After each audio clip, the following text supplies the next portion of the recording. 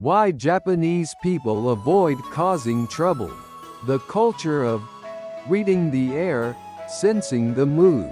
Have you ever noticed how Japanese people quietly stand in line, avoid talking on the phone in public, and always try not to disturb others?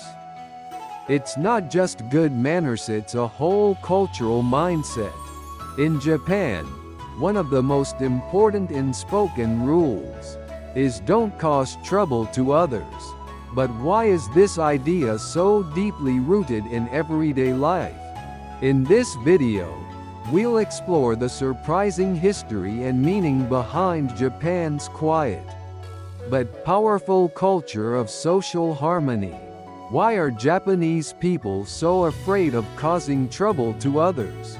Many visitors to Japan are surprised by how considerate Japanese people are toward those around them. They avoid speaking loudly on trains, take their trash home, and patiently stand in line. These actions aren't just about manners, they reflect a deep cultural value. Don't cause trouble to others. But where does this mindset come from? From a young age, Japanese children are taught, don't cause trouble for others. It's one of the most common moral lessons repeated by parents and teachers. Whether it's staying quiet in public, sorting trash properly, or being punctual. These behaviors come from a strong cultural desire not to inconvenience others. In Japanese society, group harmony is often prioritized over individual freedom. As a result, people are raised to be constantly aware of how their actions affect those around them. This mindset forms a foundation for everyday behavior in Japan. In Japan, there's a phrase called "read the air," which means to sense the mood or understand unspoken expectations. Even if no one says anything directly, people often adjust their behavior based on what seems expected or appropriate in the moment. For example, someone might choose to stay silent in a meeting, not because they have nothing to say, but because speaking up might disrupt the harmony. This ability to read the air is highly valued in Japanese culture. Rather than standing out, blending in and maintaining group harmony is often considered the right thing to do. Japanese society is strongly influenced by collectivism, the idea that the group comes before the individual. From schools to workplaces, people are encouraged to move in sync with others and avoid standing out. This creates a kind of social pressure to conform, even without anyone saying it out loud. Causing trouble or acting selfishly is seen as disrupting the group's harmony. So many people constantly check themselves: am I bothering anyone? This awareness isn't enforced by rules, but by a shared cultural mindset shaped over generations. The roots of Japan's "don't cause trouble" mindset go back to its agricultural past. In traditional rice farming villages, people had to cooperate to manage water, share labor, and survive. Anyone who disrupted the group could be excluded from the community, something that threatened their livelihood. This created a strong culture of harmony, where getting along with others wasn't just polite, it was essential. Even today, this village mentality remains.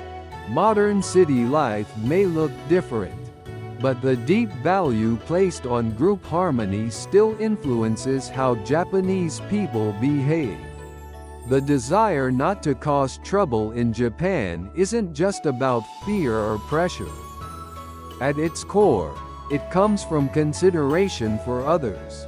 Japanese people often think, how can I avoid making others uncomfortable? This mindset shows up in small, Acts like keeping quiet on trains, being punctual, or even arranging shoes neatly. These aren't just habits, but expressions of empathy and social harmony. Rather than focusing on individual rights, Japanese culture tends to value actions that make the group feel comfortable. It's a quiet form of kindness that defines everyday life. Japanese people have a strong sense of manners and public rules. They stay quiet on trains, wait patiently in lines, and take their trash home even when no one is watching. These behaviors aren't enforced by law, but by a shared understanding: don't disturb others. This comes from a deep respect for other people's time, space, and comfort. In Japan, good manners aren't just personal traits, they're social responsibilities. By following unspoken rules, people help create a peaceful and predictable environment for everyone. In many Western countries, expressing your opinion and valuing personal freedom are seen as important virtues. In contrast, Japanese culture places greater emphasis on harmony and avoiding conflict. For example, talking on the phone in public is normal in some countries. But in Japan, it's often considered rude. These differences don't mean one culture is better than the other. They simply reflect different values: individualism versus collectivism. Understanding this helps avoid misunderstandings and allows us to appreciate each culture on its own terms. Japan's emphasis on not causing trouble has many benefits. It promotes kindness, order, and a smooth functioning society. But there's a downside too: people may feel pressured to hide their true feelings or avoid speaking up just to keep the peace. Some even experience stress or burnout from constantly trying to fit in. This shows that too much focus on harmony can become a burden. The real challenge is finding balance, respecting others while still expressing yourself honestly. That balance is key to a healthier and more open society. The idea of not causing trouble to others is deeply rooted in Japanese culture. It comes from centuries of shared living, cooperation, and a desire for harmony. Today, as the world becomes more connected, understanding these cultural values is more important than ever. By learning how and why Japanese people act the way they do, we open the door to mutual respect and deeper cross-cultural understanding. No culture is perfect, but through curiosity and empathy, we can bridge the gaps between us.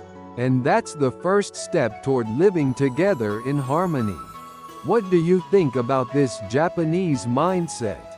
Do people in your country think the same way or differently? I'd love to hear your thoughts, experiences, or even questions in the comments below.